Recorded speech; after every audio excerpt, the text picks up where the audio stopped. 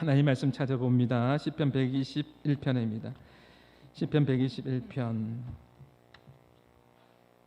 1절부터 4절 말씀까지인데요.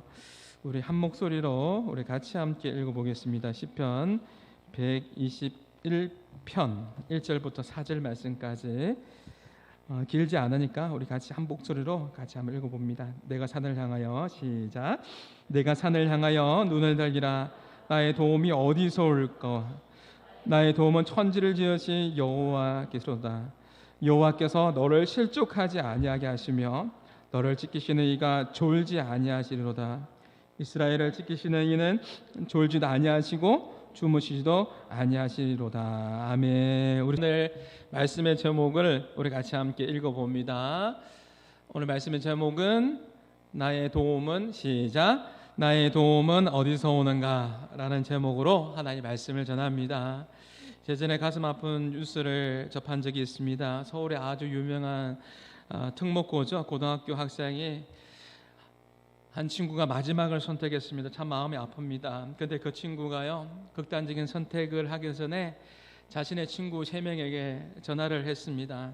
아마도 자신의 아픔을, 자신의 이야기를 좀 도와달라고 했던 것 같아요. 전화를 걸었는데 도움을 요청하기 위한 것 같은데 아무도 그 전화를 받지를 않습니다. 이런 묵상을 해봅니다. 그 친구가 그 마지막 그 순간 속에서 얼마나 많은 생각들을 했을까라는 생각들을 해보게 되고요. 또 얼마나 많이 외로웠을까, 많이 힘들었을까.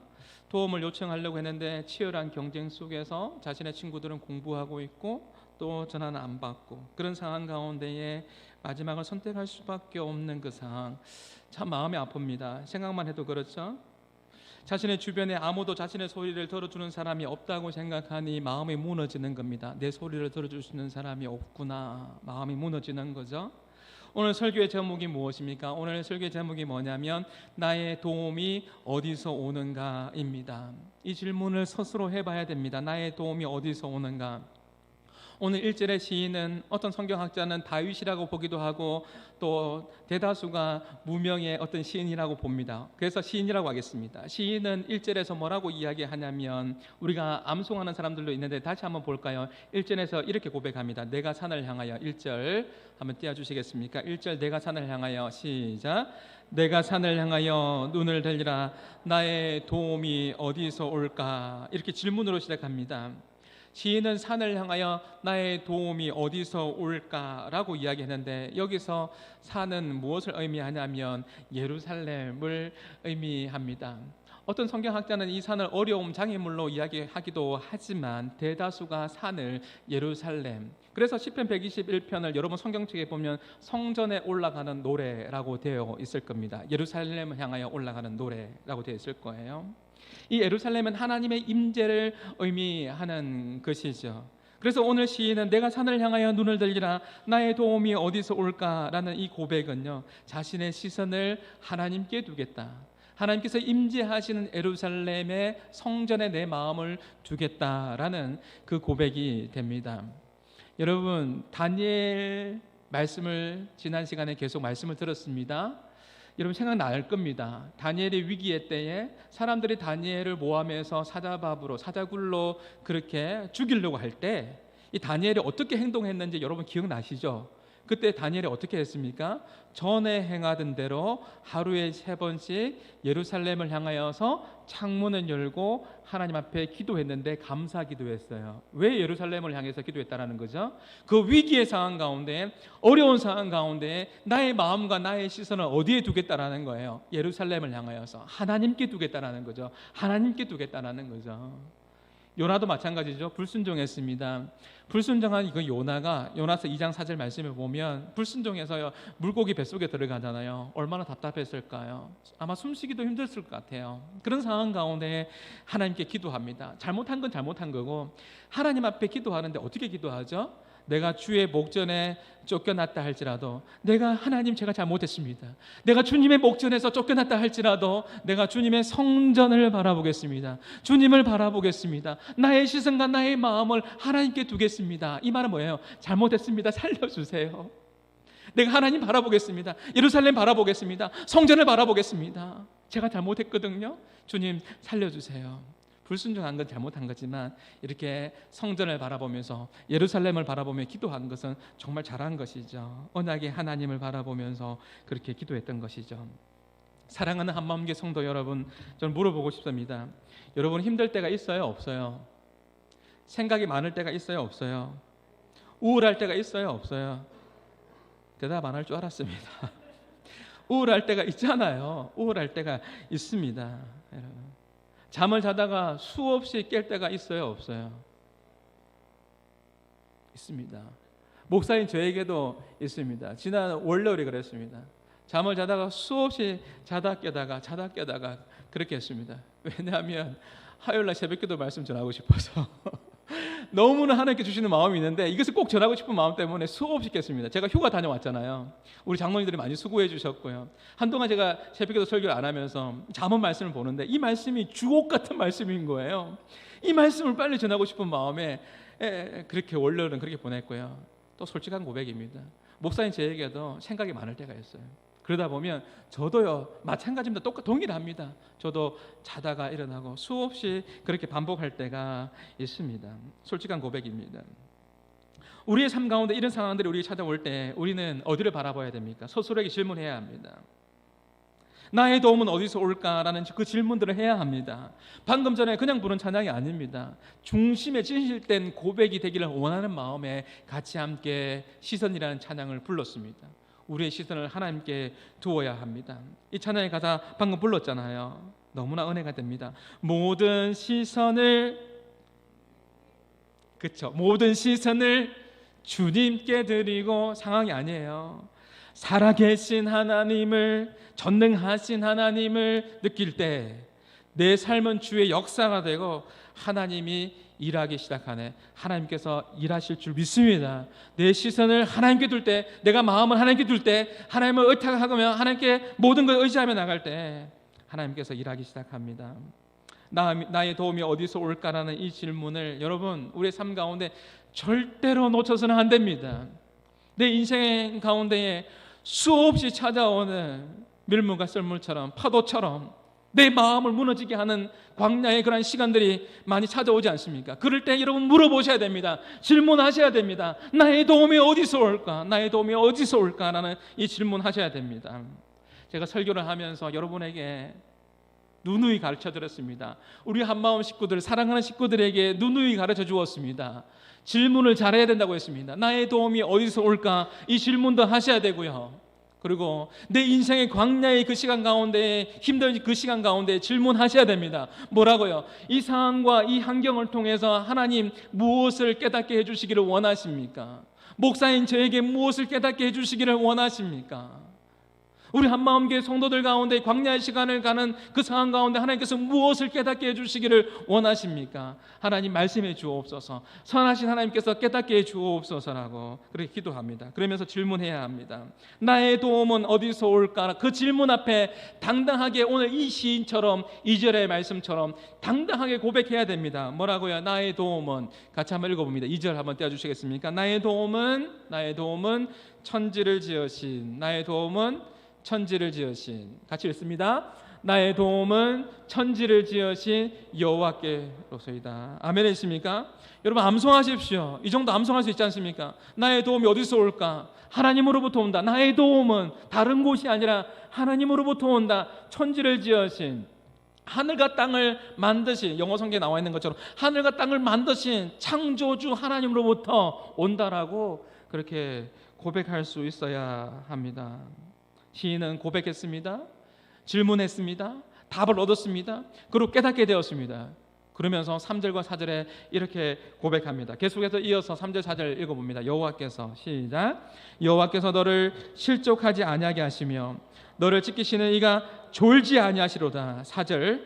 이스라엘을 지키시는 이는 졸지도 아니하시고 주무시지도 아니하시리로다. 보세요. 하나님께서 졸지 않으시고 주무시지 않으시고 우리를 지켜주신다고 합니다. 그 이유가 뭘까요? 오늘 성경을 통해서 말씀을 한번 답을 찾아보자고요.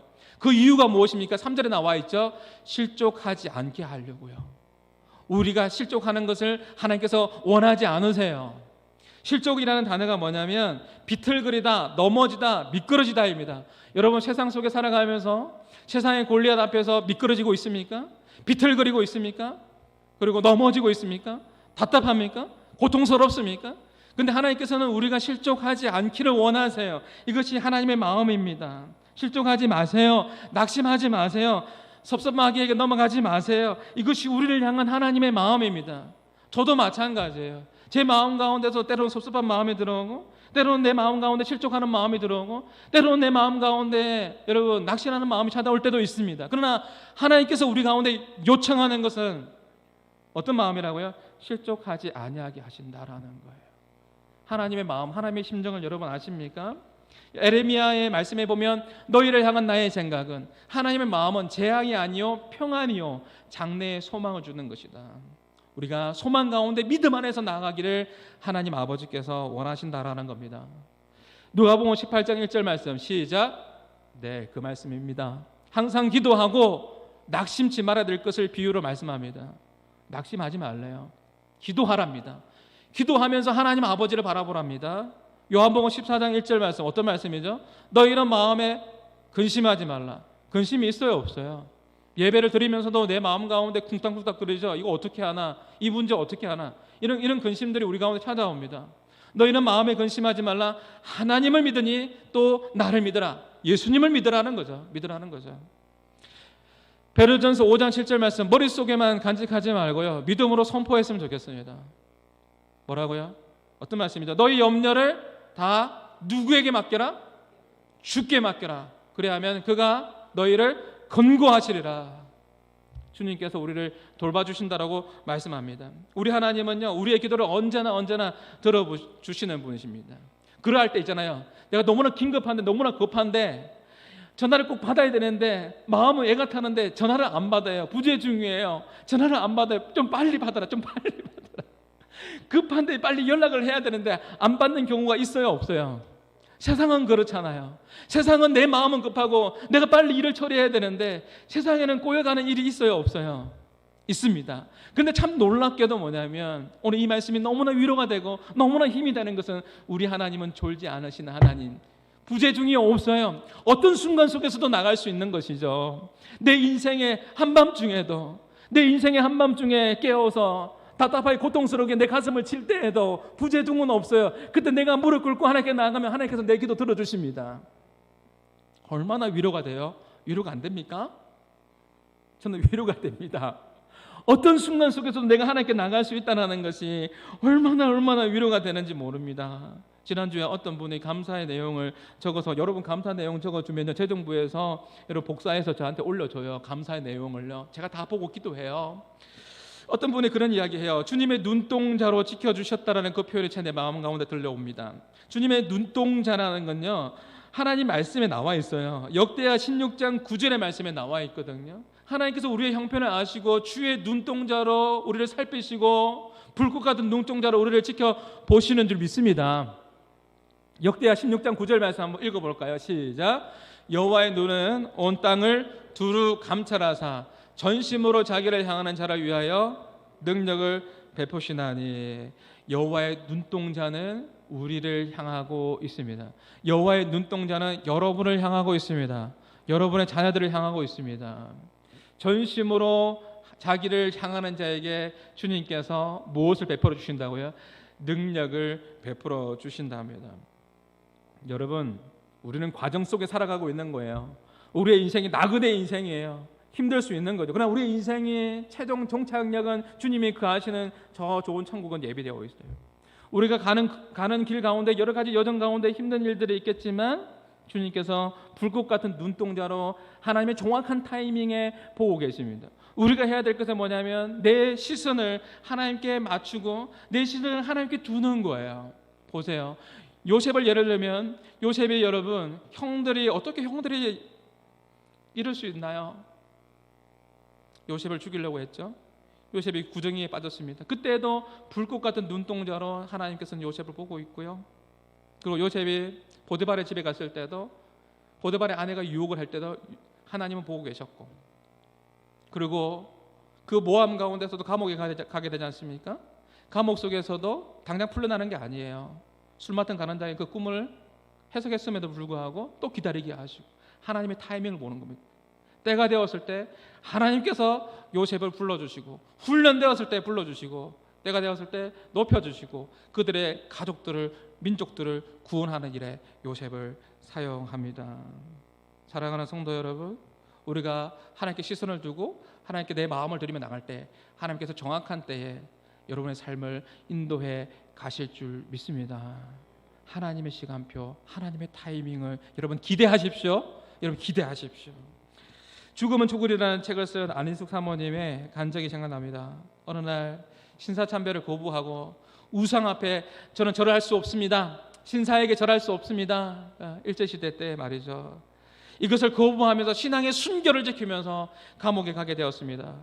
오랜 시간 동안 감옥 생활하면서 하루는 사과가 그렇게 먹고 싶은 거예요.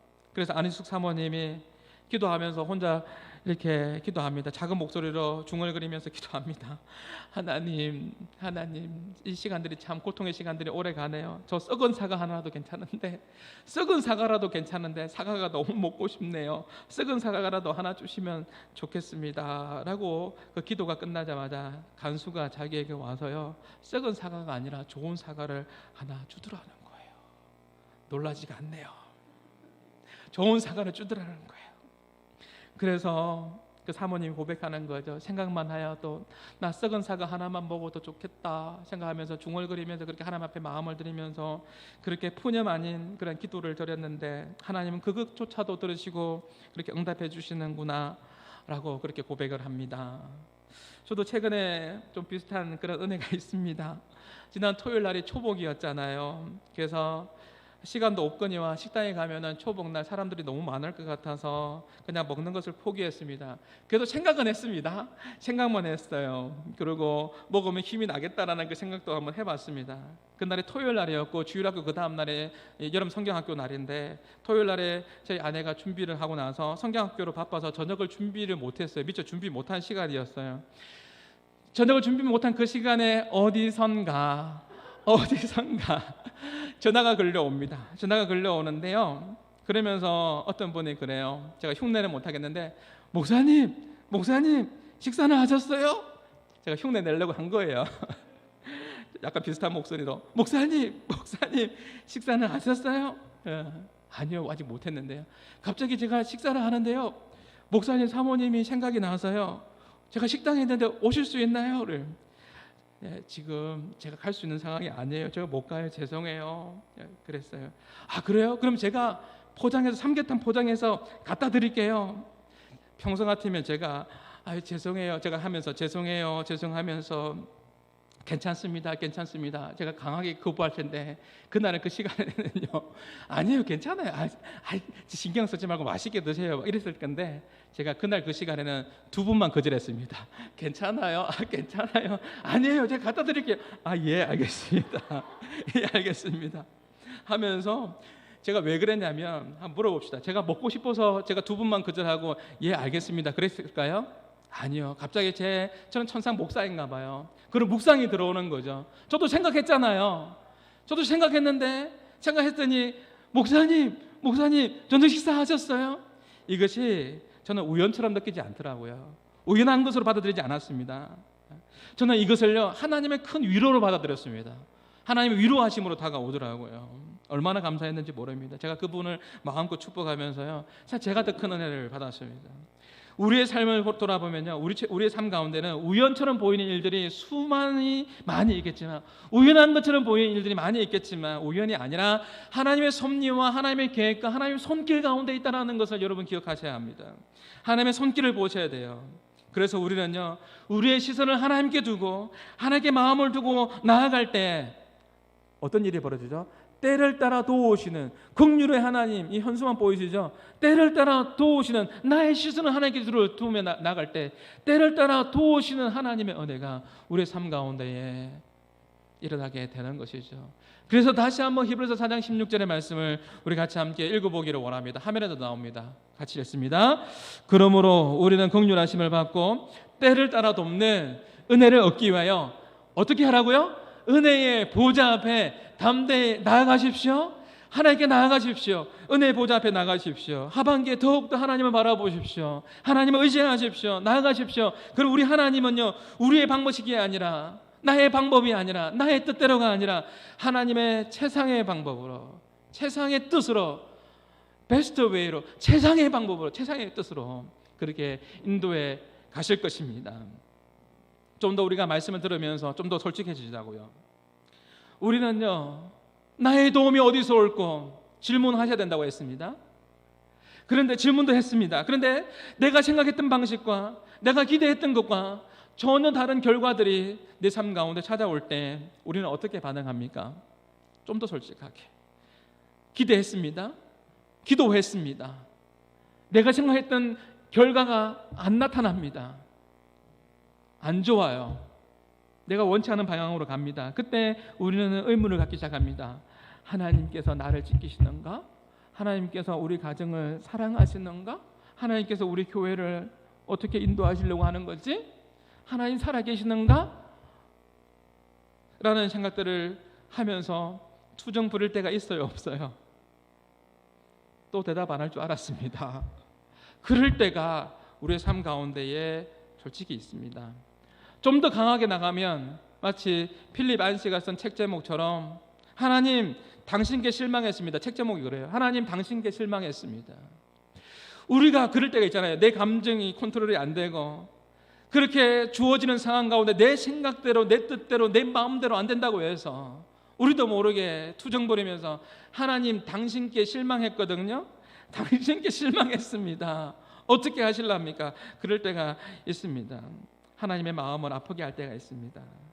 이해 안 되는 상황이 찾아오고 내 생각과 다르게 그런 상황이 올 때는 그런 마음이 들 때가 있습니다. 마치 마가복음 5장에 보면 마가복음 5장으로 한번 그 사건 속에서 잠시 돌아가 보면 마가복음 5장에 여러 사건들이 있지만 그 중에 하나 여러분 해당장 야이로의 딸이 죽게 되었습니다.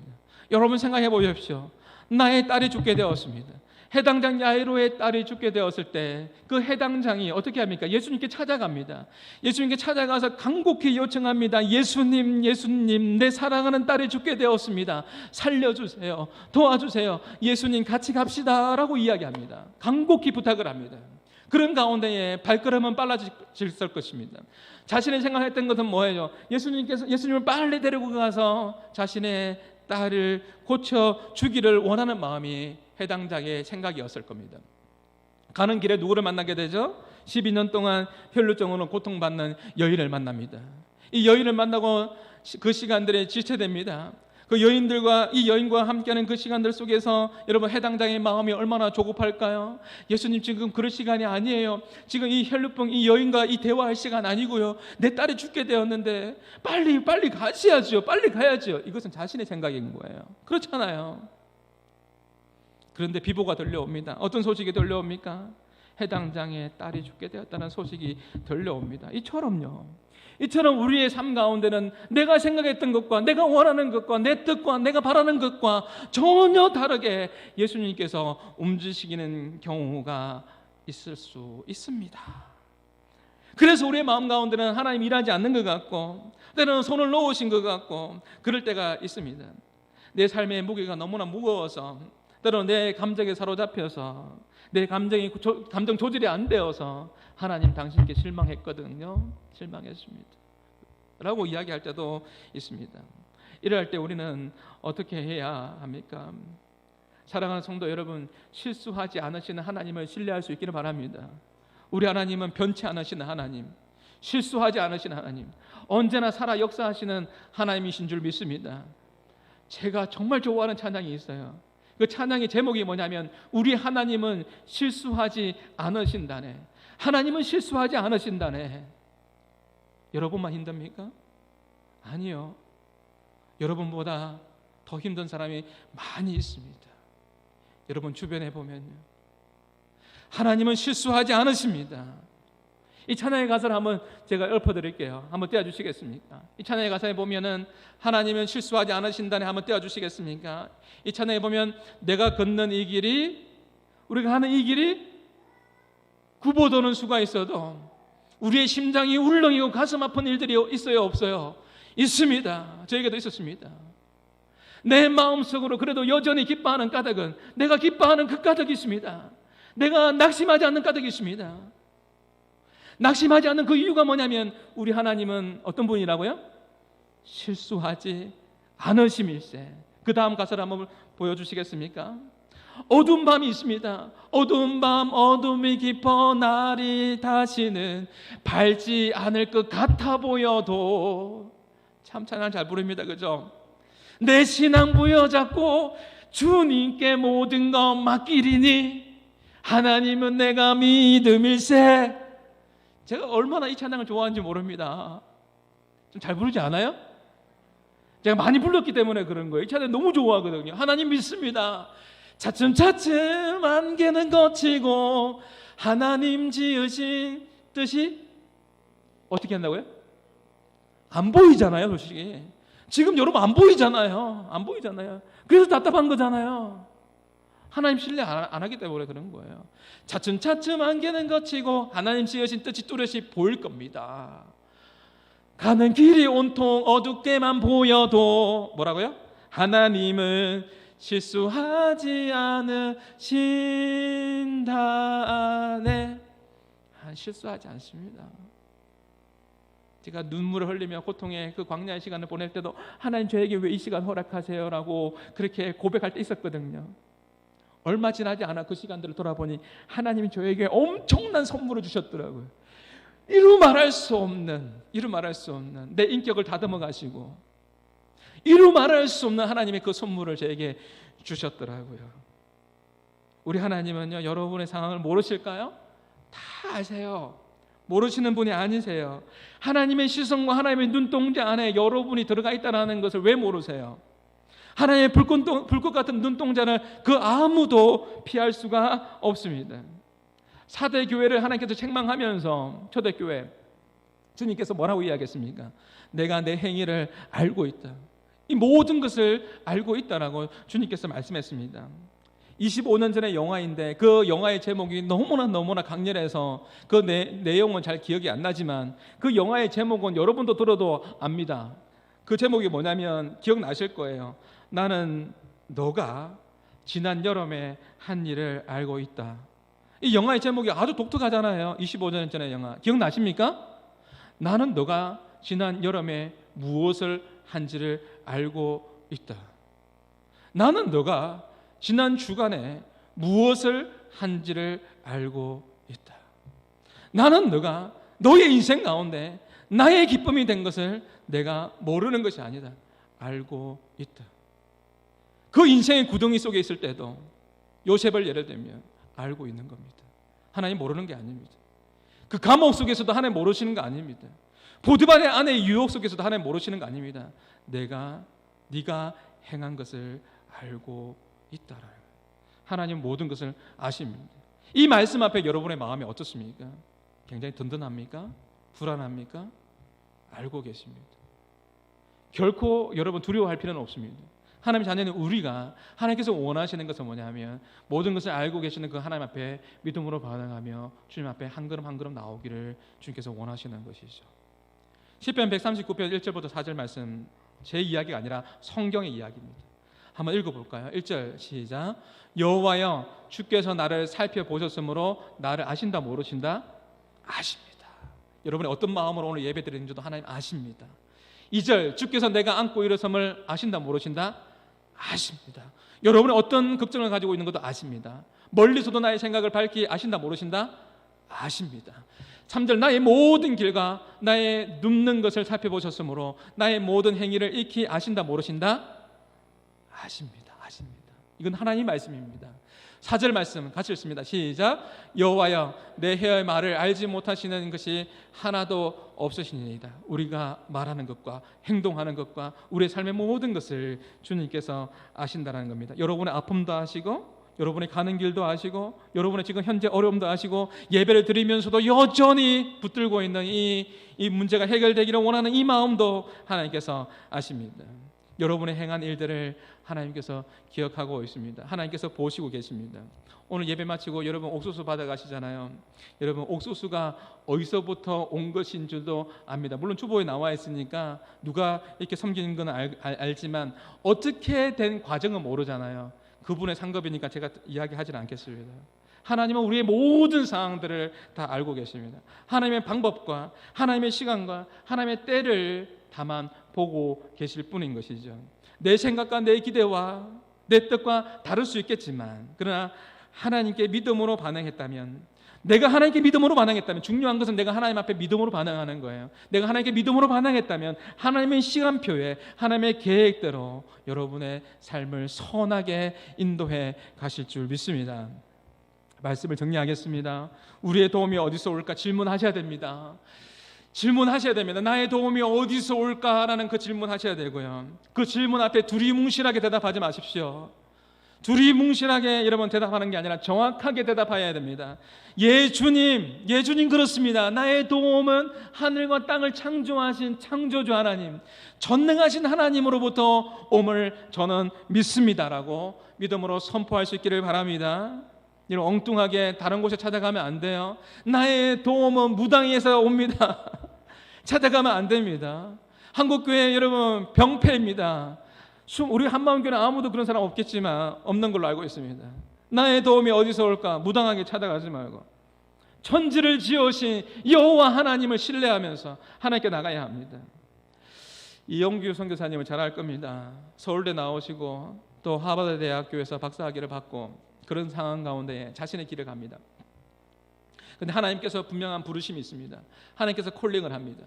그래서 이 모든 것을 다 내려놓고 이제 선교지로 갑니다. 몽골에 선교사로 갑니다. 선교 중에 여러분도 아시다시피 췌장에 종양, 암이 발견되고 이제 수술을 하게 됩니다. 여러분 생각해 보십시오. 서울대를 나와서 하버드 대학교에 박사학위를 받고 자신의 전공의 길을 가다가 하나님의 그 부르심 앞에 모든 것을 내려놓고, 그리고 선교지에 가서 선교 사역들을 감당하는데 다가오는 것은 뭐냐면 하나님 복 주셔야죠. 은혜 주셔야죠. 더 잘되게 해주셔야죠.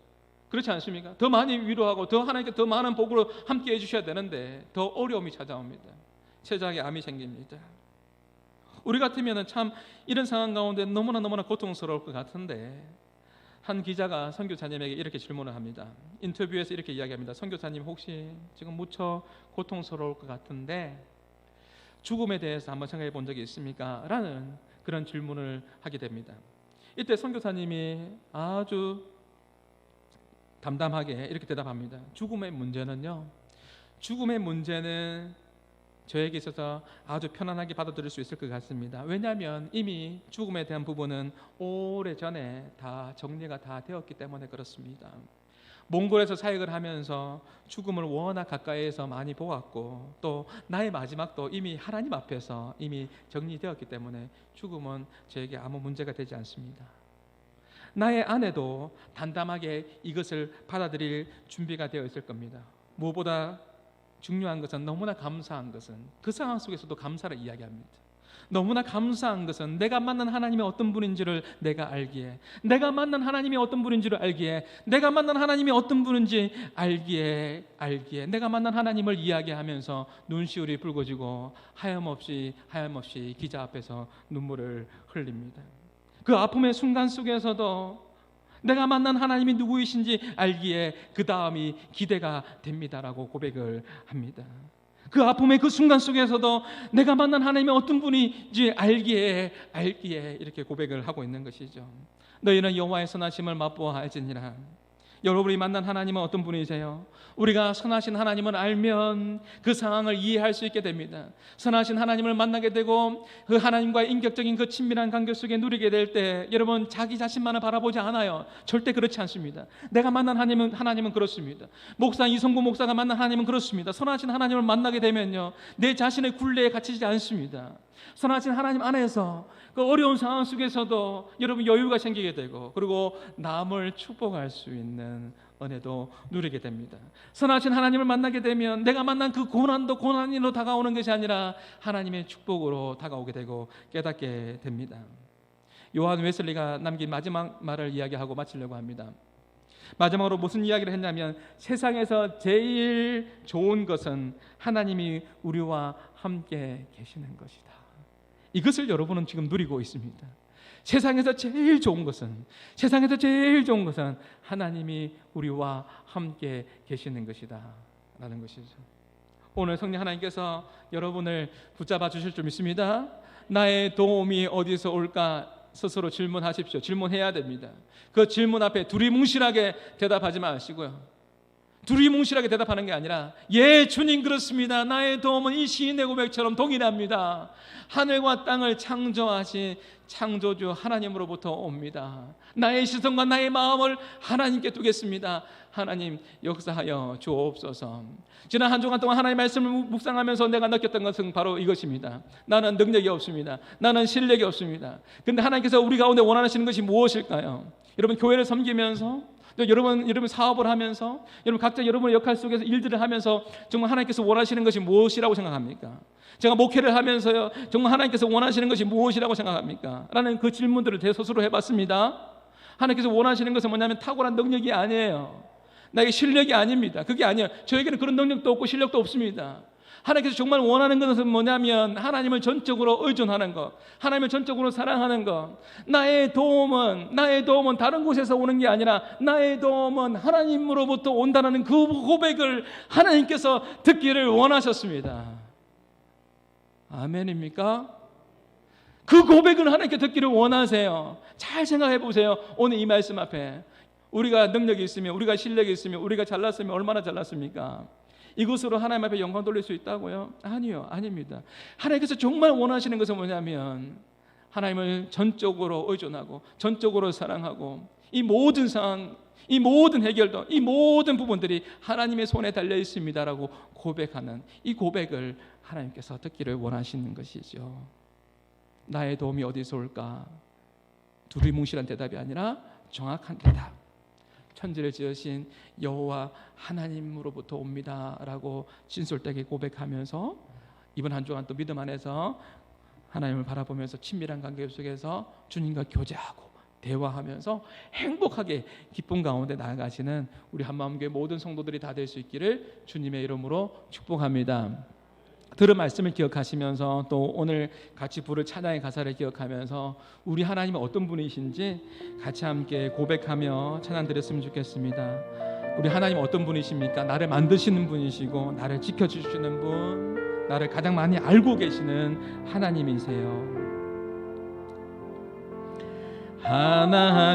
하나님은 너를 만드신 분, 너를 가장 많이 알고 계시며 하나님은 너를 만드신 분, 너를 가장 깊이 이해하신 아멘. 하나님은 너를 인치는 분, 너를 절대 포기하지 않으며 하나님은 너를 지키시는 분, 너를 쉬지 않고 지켜보신다. 그의 생각은요, 그의 생각 셀 수가 없습니다. 그의 긍휼과 자비하는 무궁하시고요, 그의 자비 무궁하며 그의 성실 날마다 새롭고 그의 사랑 끝이 없다. 하나님은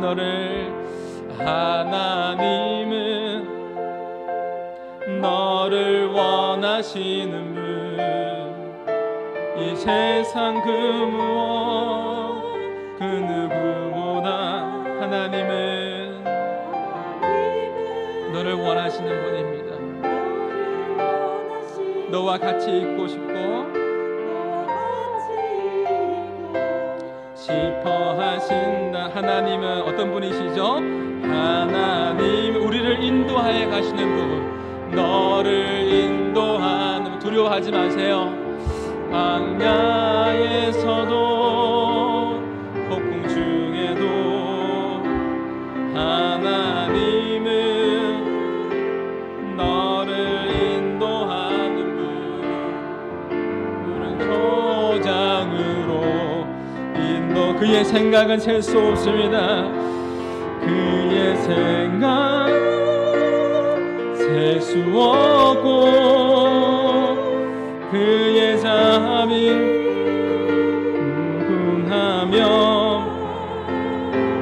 그의 성실 날마다 새롭고 그의 사랑 끝이. 그의 생각은 셀 수 없습니다. 그의 생각 하나님의 긍휼을 바라봅니다. 그의 자비하심을, 그의 자비 무궁하며 그의 성실하심을, 그의 성실 날마다 새롭고 그의 사랑. 다시 한번 고백합니다. 우리 마지막으로 하나님의 생각은 셀 수 없고 그의 생각 셀 수 없고 그의 자비 무궁하며 그의 성실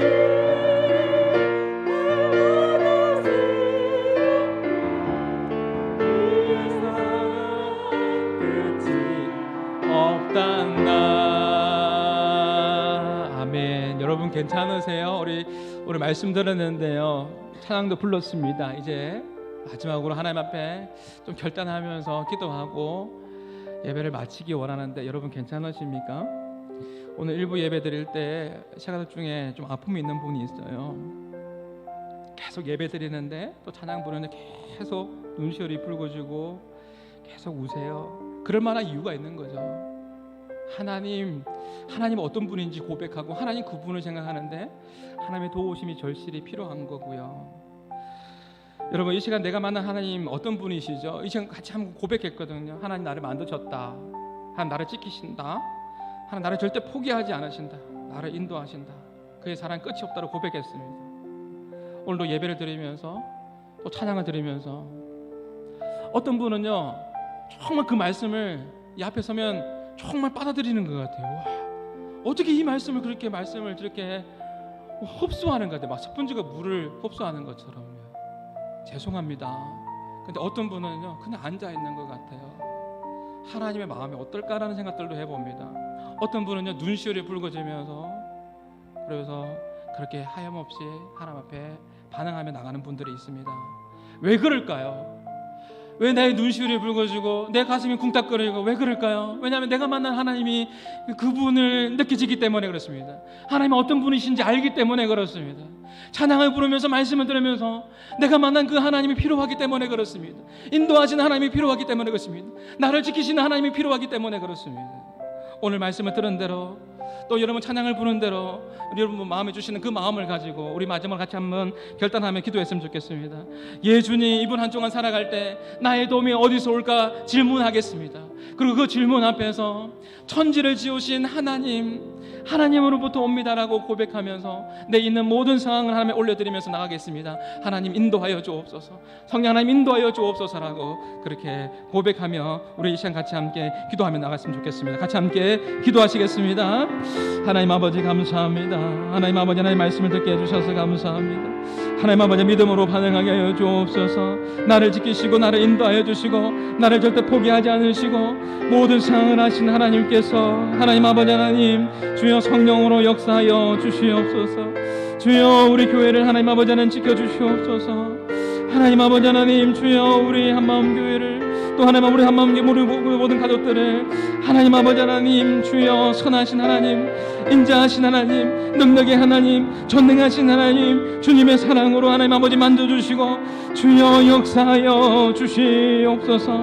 하나님 아버지 하나님 말씀을 들었습니다. 또 하나님 찬양을 불렀습니다.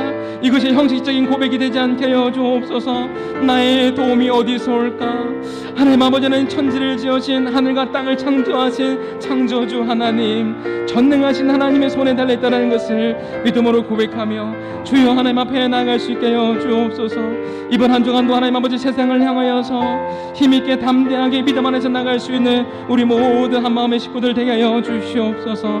묶인 것은 풀려지게 하여 주시고 닫힌 것은 열려지게 하여 주시고 하나님 아버지 하나님, 하나님의 거룩한 아버지 은혜로 주님의 사랑으로 주님의 긍휼하심으로 임하여 주옵소서. 주여 셀 수 없는 주님의 뜻 가운데 주여 무궁한 하나님의 그 긍휼하심과 그 자비하심으로 하나님 아버지 우리를 붙잡아 주시고 우리를 새롭게 하여 주시고 하나님 아버지 부어주시는 사랑과 그 은혜 가운데 한 주간 동안도 믿음 안에서 승리할 수 있도록 하나님 인도하여 주옵소서. 하나님 위로하여 주옵소서. 새 힘을 주옵소서.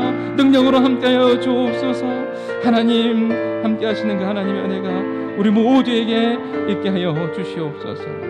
그렇게 역사하신 하나님을 찬양합니다. 감사합니다. 축복합니다. 우리를 구원하신 예수님의 이름으로 기도하옵나이다. 아멘. 이제는 우리 주 예수 그리스도의 은혜와 하나님의 사랑과 성령님의 감화 감동 교통하심이 나의 도움은 천지를 지으신 여호와 하나님이라고 고백하는 모든 믿음의 백성들 머리 위에 이제로부터 영원토록 항상 함께 있을지어다. 아멘.